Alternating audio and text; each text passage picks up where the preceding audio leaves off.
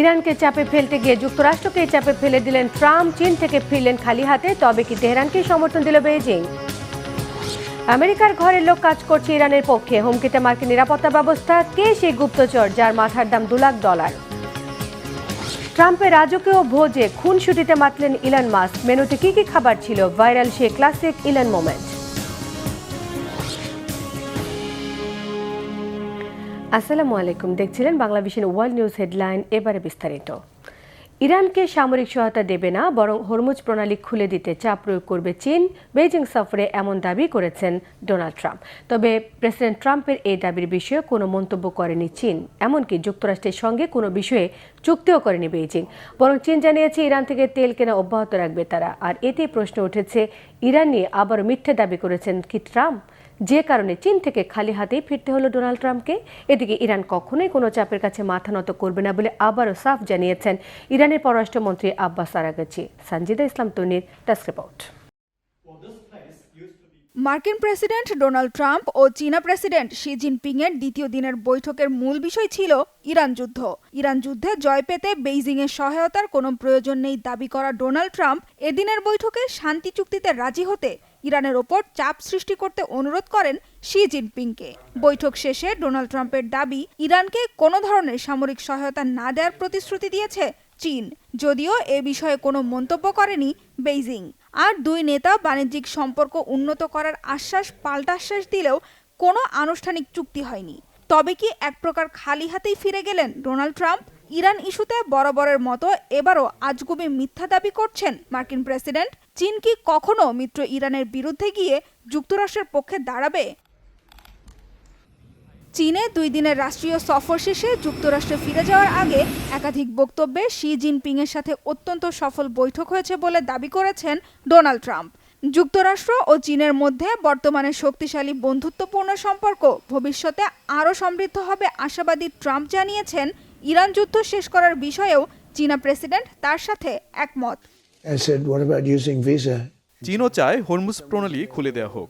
অঞ্চলটিতে চলাচলকারী জাহাজগুলো থেকে টোল আদায়ের বিষয়টি প্রেসিডেন্ট শি সমর্থন করেন না। তিনি চান ইরান আমাদের সাথে একটা চুক্তি করুক এবং সে বিষয়ে তিনি সাহায্য করার প্রতিশ্রুতিও দিয়েছেন। মার্কিন প্রেসিডেন্টের সাথে বৈঠকে দুই দেশের মধ্যে পারস্পরিক সহযোগিতামূলক সম্পর্ক মজবুত হয়েছে বলে স্বীকার করেছেন প্রেসিডেন্ট শি জিনপিং। জানিয়েছেন, বাণিজ্যিক সম্পর্কের বেশ কিছু বিষয়ে তারা একমত হয়েছেন। দুই দেশের বন্ধুত্ব ভবিষ্যতে আরও দৃঢ় হতে পারে বলেও মনে করেন। তবে হরমুজ প্রণালী খুলে দেয়া বা ইরান যুদ্ধ শেষ করার বিষয়ে প্রেসিডেন্ট ট্রাম্পের কোনো দাবি নিয়েই মুখ খোলেননি শি। এতে বিশ্লেষকদের মতে ইরানকে চাপে ফেলার যে উদ্দেশ্য নিয়ে চীন সফরে গিয়েছিলেন ডোনাল্ড ট্রাম্প তা পুরোপুরি ব্যর্থ হয়েছে। বৈঠকে বিভিন্ন বিষয়ের পাশাপাশি তাইওয়ান ইস্যুতেও আলোচনা হয়েছে দুই নেতার মধ্যে। তাইওয়ানকে সমর্থন দিলে যুক্তরাষ্ট্রের সাথে বন্ধুত্বপূর্ণ সম্পর্কের অবনতি হওয়ার পাশাপাশি সংঘাতে জড়িয়ে পড়ার সতর্কবার্তা আগেই দিয়েছিলেন চীনের প্রেসিডেন্ট শি জিনপিং। তবে এ বিষয়ে যুক্তরাষ্ট্র নিজের অবস্থান পাল্টাতে নারাজ। আর ওয়াশিংটনের এমন সিদ্ধান্তে কৃতজ্ঞতা জানিয়ে একটি বিবৃতি দিয়েছে তাইওয়ান। যুক্তরাষ্ট্রের তাইওয়ানের প্রতি সমর্থনের বিষয়ে অনড় অবস্থানের কারণে চীন যুক্তরাষ্ট্রের বন্ধুত্বপূর্ণ সম্পর্ক কোন দিকে মোড় নেয় সেটাই এখন দেখার বিষয়। আর ইরান যুদ্ধ শেষ করতে চীনের সমর্থন পাবেন দাবি করলেও ইরানে নতুন করে হামলা শুরু করার বিষয়টি এখনো বিবেচনা করছেন ডোনাল্ড ট্রাম্প। তবে বরাবরই এসব হুমকি ধামকিকে পাত্তা না দেয়া ইরানের পররাষ্ট্রমন্ত্রী আব্বাস আরাগচি সাফ জানিয়েছেন, কোনো ধরনের চাপের মুখে কখনোই মাথা নত করবে না তেহরান। ভারতে ব্রিক্স সম্মেলনে ইরানের ওপর যুক্তরাষ্ট্র ইসরায়েলের যুদ্ধকে আন্তর্জাতিক আইনের লঙ্ঘন হিসেবে নিন্দা জানাতে ব্রিক্স সদস্য দেশগুলোকে আহ্বানও জানিয়েছেন আরাগচি। সানজিদা ইসলাম তন্নি, বাংলাভিশন নিউজ ডেস্ক। আমেরিকার ঘরের লোকই এখন কাজ করছে ইরানের পক্ষে। মার্কিন বিমান বাহিনীর তুখোড় কাউন্টার ইন্টেলিজেন্স অফিসার মানিক উইট যখন 2013 সালে দেশ ত্যাগ করেন, তখন পেন্টাগন কল্পনাও করতে পারেনি এটি তাদের জন্য কতটা বড় বিপর্যয় হয়ে দাঁড়াবে। গোপন ইন্টেলিজেন্স প্রোগ্রামের তথ্য পাচার আর সহকর্মী গোয়েন্দাদের পরিচয় ফাঁস করে দিয়ে ওয়াশিংটনের নিরাপত্তা ব্যবস্থাকে তছনছ করে দিয়েছেন তিনি। সম্প্রতি এই মোস্ট ওয়ান্টেডকে ধরতে $2 লাখ পুরস্কার ঘোষণা করেছে FBI। তবে প্রশ্ন উঠছে, পেন্টাগনের এই ব্যর্থতার খেসারত কি টাকা দিয়ে মেটানো সম্ভব? হাফিজুল ইসলামের ডেস্ক রিপোর্টে থাকছে বিস্তারিত। ইরানের চর হিসেবে কাজ করেছেন মার্কিন বিমান বাহিনীর তুখোড় এক গোয়েন্দা কর্মকর্তা। পেন্টাগনের হয়ে গোপন শত্রু খুঁজে বের করাই ছিল এই কাউন্টার ইন্টেলিজেন্স অফিসারের দায়িত্ব। কিন্তু মনিকা উইট নামের সেই নারী কেবল পক্ষত্যাগী করেননি, বরং তিনি পালিয়ে চলে যান ইরানে। তবে খালি হাতে যাননি মনিকা, সঙ্গে নিয়ে গিয়েছিলেন যুক্তরাষ্ট্রের প্রতিরক্ষা খাতের অতি সংবেদনশীল কিছু তথ্য। সম্প্রতি মনিকার হদিশ পেতে $2 লাখ পুরস্কার ঘোষণা করেছে FBI। তার বিরুদ্ধে অভিযোগ রয়েছে একাধিক মার্কিন গোয়েন্দা কর্মকর্তার আসল পরিচয় তিনি ফাঁস করে দিয়েছেন তেহরানের কাছে। ওয়াশিংটনের এই লজ্জাজনক অধ্যায় ইরানের গোয়েন্দা নেটওয়ার্কের জন্য ছিল অভাবনীয় এক বিজয়। 2003 থেকে 2008 সাল পর্যন্ত মার্কিন বিমান বাহিনীর অত্যন্ত স্পর্শকাতর এয়ারফোর্স অফিস অফ স্পেশাল ইনভেস্টিগেশনে কর্মরত ছিলেন মনিকা উইট। মধ্যপ্রাচ্যে কাউন্টার ইন্টেলিজেন্স অফিসার হিসেবে কাজ করার সুবাদে তিনি জানতেন মার্কিন সামরিক ব্যবস্থার প্রতিটি নারী নক্ষত্র। কিন্তু 2013 সালে তিনি আচমকা নিখোঁজ হন এবং সরাসরি ইরানে রাজনৈতিক আশ্রয় নেন। 2019 সালে মার্কিন বিচার বিভাগের দাখিল করা চার্জশিটে উঠে আসে ভয়ঙ্কর সত্য। জানা যায় মনিকা ইরানের হাতে তুলে দিয়েছেন হাইলি ক্লাসিফাইড ইন্টেলিজেন্স কালেকশন প্রোগ্রামের খুঁটিনাটি। ইরানের হয়ে কাজ করার বিনিময়ে মনিকা উইটকে বিলাসবহুল জীবনযাপনের সকল সুবিধা দিয়েছে তেহরান, এমন দাবি মার্কিন গোয়েন্দা সংস্থার। তার বসবাসের জন্য আলিশান বাড়ি আর আধুনিক কম্পিউটার সরঞ্জামও দেওয়া হয়েছে। অবশ্য মনিকা একা ছিলেন না, তার এই ষড়যন্ত্রে আরও 4 ইরানি নাগরিক জড়িত ছিল, যারা মার্কিন কম্পিউটার সিস্টেমে হ্যাকিং করার চেষ্টা করে। পেন্টাগনের অভ্যন্তরীণ তদন্ত ও সংশ্লিষ্ট বিভিন্ন সূত্রে এসব দাবি করা হয়। অনেকের ধারণা তেহরানের সুরক্ষিত আশ্রয়ে বসে মনিকা আজও মার্কিন বিরোধী সাইবার যুদ্ধের নেতৃত্ব দিচ্ছেন। আমেরিকার অভ্যন্তরে ইরানের গোয়েন্দাগিরির ইতিহাস বেশ পুরনো এবং জটিল। এর আগেও বেশ কয়েকজন মার্কিন নাগরিককে ইরানের হয়ে কাজ করার দায়ে আটক করা হয়। 2019 সালে আলী কোরেইশি এবং মাজিদ ঘোরবানি নামের 2 ব্যক্তিকে গ্রেফতার করে যুক্তরাষ্ট্র, যাদের বিরুদ্ধে অভিযোগ ছিল তারা খোদ আমেরিকার মাটিতে বসে ইরানের হয়ে নজরদারি চালাতেন। ইরানের গোয়েন্দা নেটওয়ার্ক বর্তমানে সাইবার জগৎকে তাদের অন্যতম অস্ত্র হিসেবে ব্যবহার করছে। তেহরান ও ওয়াশিংটনের মধ্যে চলমান উত্তেজনায় ঘরের শত্রুদের খুঁজে বের করাটা আমেরিকার জন্য এখন জীবন মরণ প্রশ্ন। ইরানকে কেবল মধ্যপ্রাচ্যের আঞ্চলিক শক্তি ভাবার সময় অনেক আগেই শেষ, এমনটাই মনে করছেন সংশ্লিষ্ট বিশ্লেষকেরা। ওয়াশিংটনের নাকের ডগায় বসে তাদের সবচেয়ে দক্ষ কর্মকর্তাদের দিয়ে নিজেদের স্বার্থ হাসিলের সক্ষমতা অর্জন করে ফেলেছে তেহরান। FBI $2 লাখ পুরস্কার ঘোষণা করলেও এখন প্রশ্ন হলো, এই বিপুল অর্থ কি সত্যিই কাজে আসবে? ইরানে আশ্রয় নেয়া মনিকাকে আদৌ কি খুঁজে পাবে আমেরিকা? হাফিজুল ইসলাম, বাংলা ভিশন। চীনের রাজকীয় নৈশভোজে আলোচনার কেন্দ্র শুধু কূটনীতি নয়, খাবারের মেনুও। বেজিংয়ে প্রেসিডেন্ট ডোনাল্ড ট্রাম্প এবং শি জিনপিংয়ের বৈঠকে পরিবেশন করা হয়েছে ঐতিহ্যবাহী ওয়াইয়াংয়ের বিশেষ সব খাবারের পদ। কী কী ছিল খাবার মেনুতে, কিভাবে রান্না হয়েছে সেই পদগুলো, মোর্শেদ আলমের ডেস্ক রিপোর্টে থাকছে পুরোটাই। চীনের বেজিংয়ে আলো ঝলমলে রাজকীয় নৈশভোজ। এক টেবিলে বসেছেন বিশ্বের 2 প্রভাবশালী নেতা ডোনাল্ড ট্রাম্প এবং শি জিনপিং।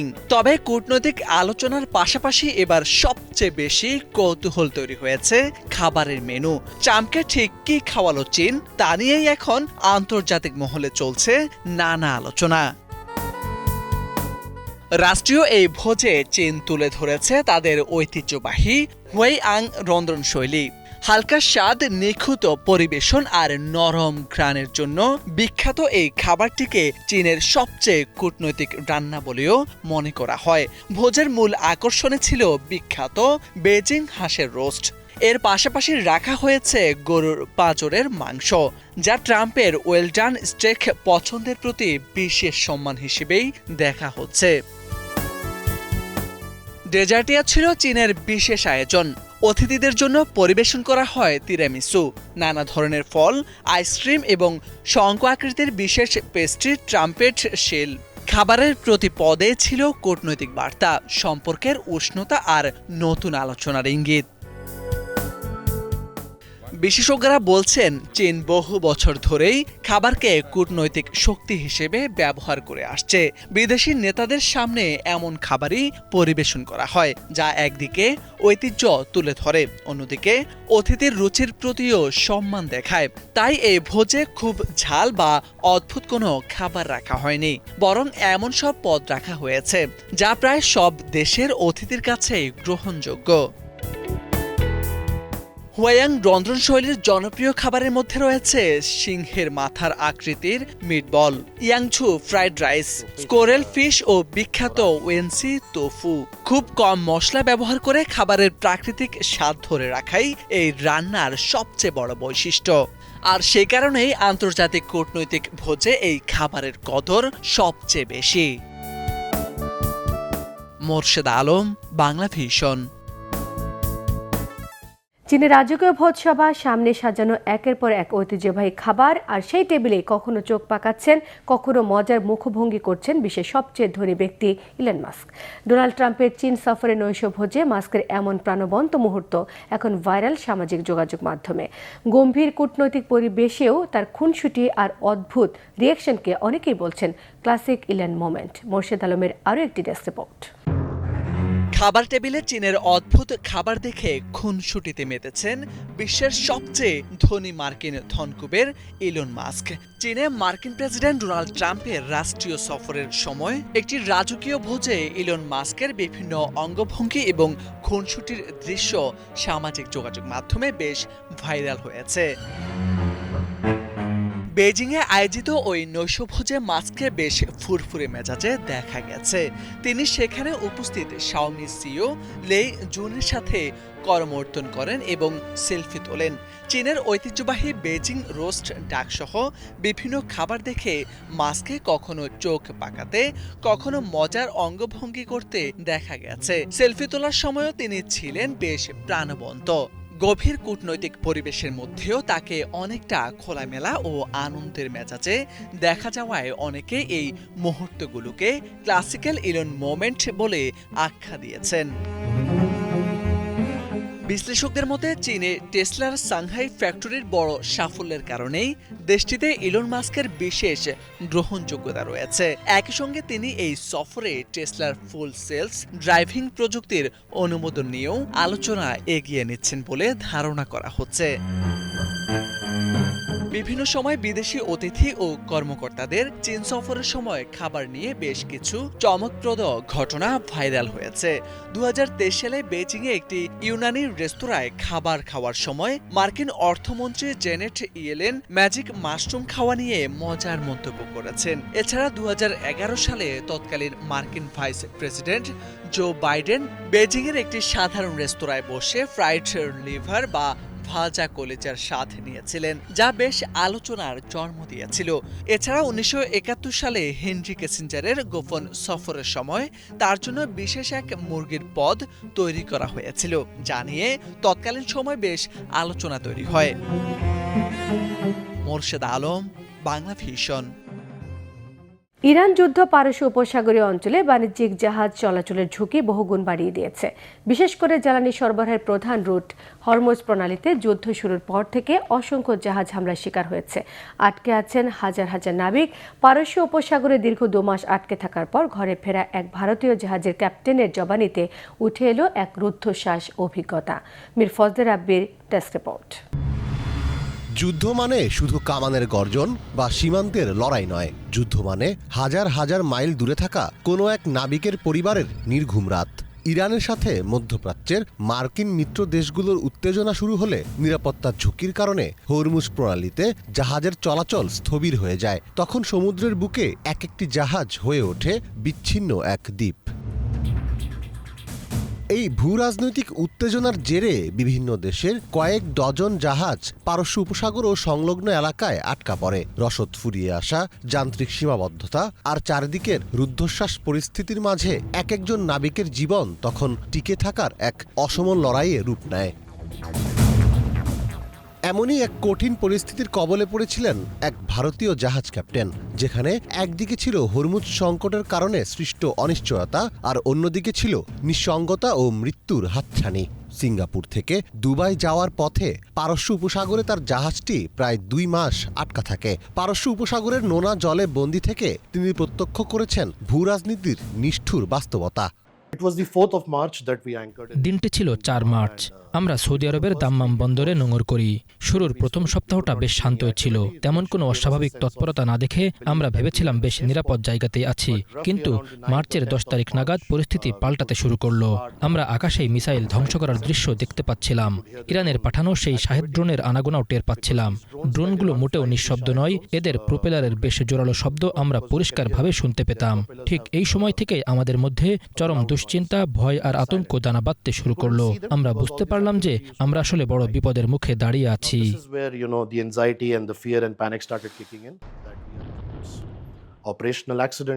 নাবিক হিসেবে আমাদের প্রশিক্ষণ দেওয়া হয় ঝড় সামলানো, যান্ত্রিক গোলযোগ বা জলদস্যুদের মোকাবেলার জন্য। কিন্তু আধুনিক যুদ্ধক্ষেত্রের এই ভয়াবহতা সামলানোর কোনো প্রস্তুতি বা প্রশিক্ষণ আমাদের ছিল না। এটা ছিল আমাদের জন্য একেবারে অজানা এক পরিস্থিতি।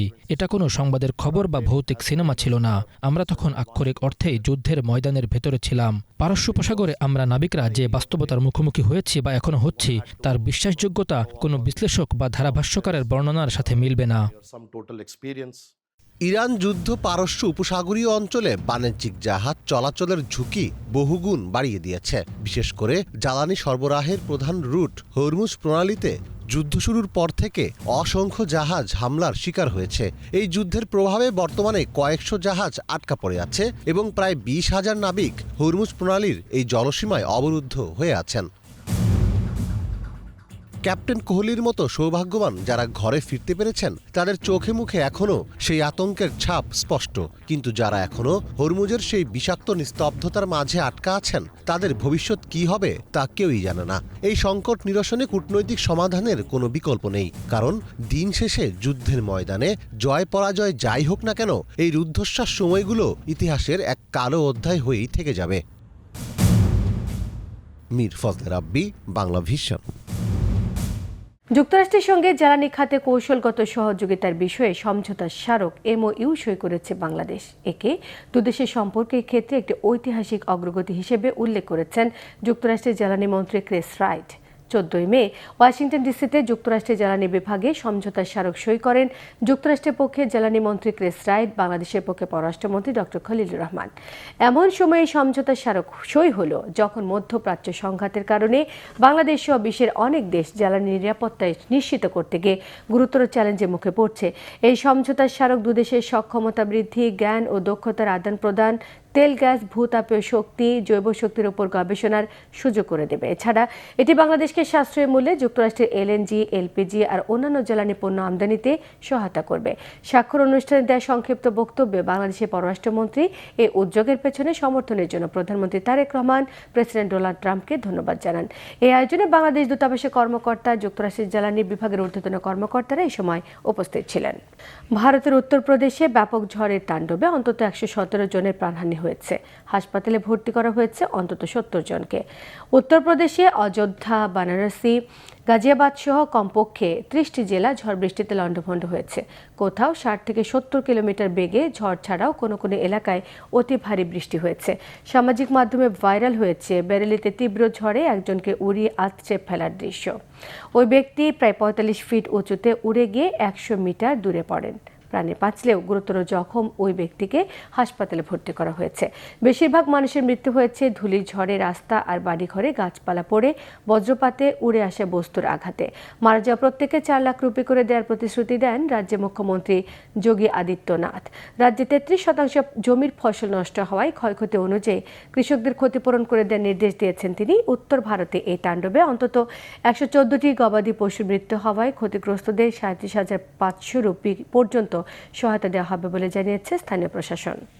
এ ছিল আজকের মতো। সঙ্গে থাকা সবাইকে ধন্যবাদ।